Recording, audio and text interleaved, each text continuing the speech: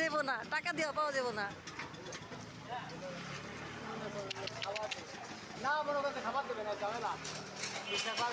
কতগুলা দেখছেন full family.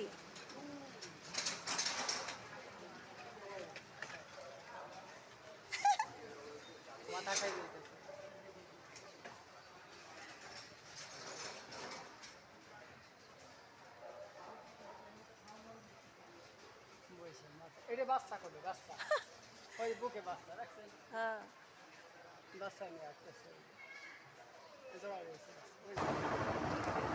আসসালামু আলাইকুম, আমার চ্যানেলটাতে সবাইকে স্বাগতম জানাচ্ছি। পুরান ঢাকায় বেড়াতে আসছি এবং পুরান ঢাকা থেকে আমি সরাসরি চলে যাচ্ছি মধুমিতা মুভি দেখার জন্য।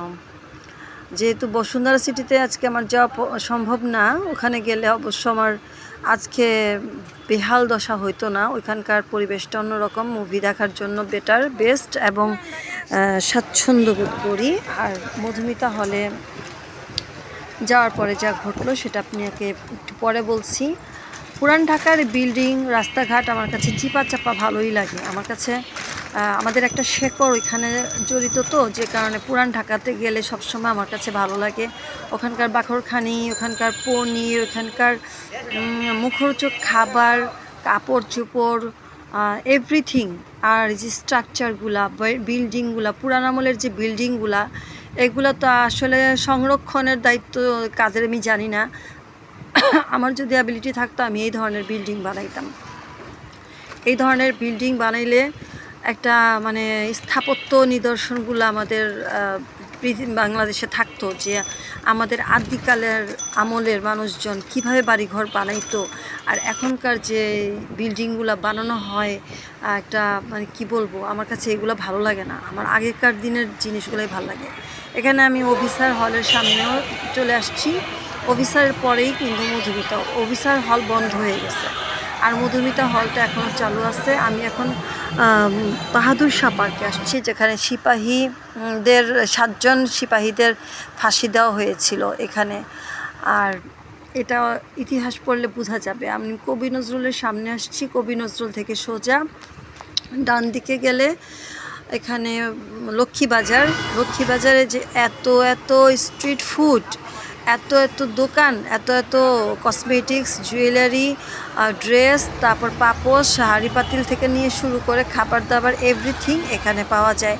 আর কবি নজরুলে আমি আসছি মূলত একটা কাজের জন্য। এসে দেখলাম যে কলেজ তো এখনও খুলে নাই, খুললে পরে হয়তো আমি এই ডিপার্টমেন্টের সাথে কথা বলে জানতে পারবো।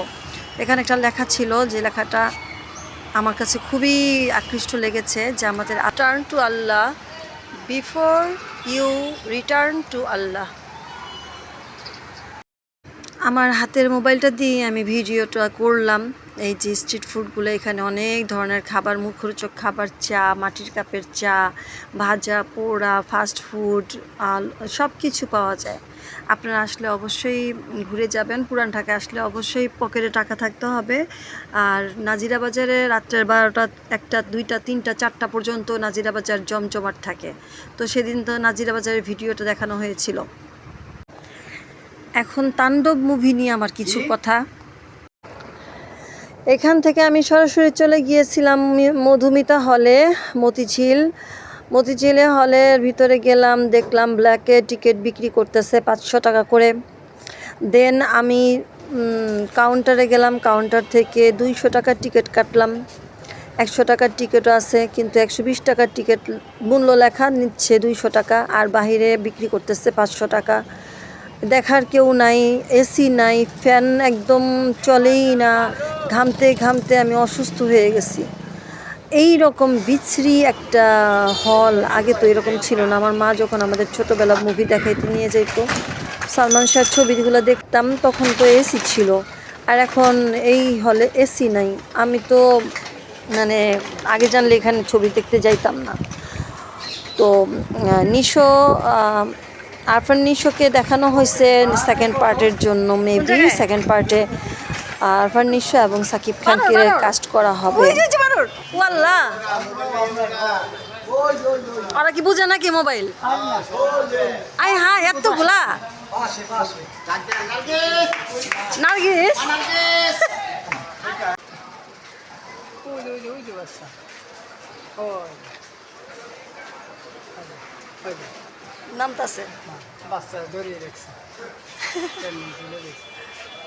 এটা মানে বাচ্চা তো এটা পুরুষ নেই এটা মহিলা তারপরে সোনারগাঁ জাদুঘর পানামনগর আরও কিছু কিছু জায়গা আছে লালবাগের কেল্লার দিকে আমার এই বিল্ডিংগুলা ইচ্ছা করে সংরক্ষণ করি বাজার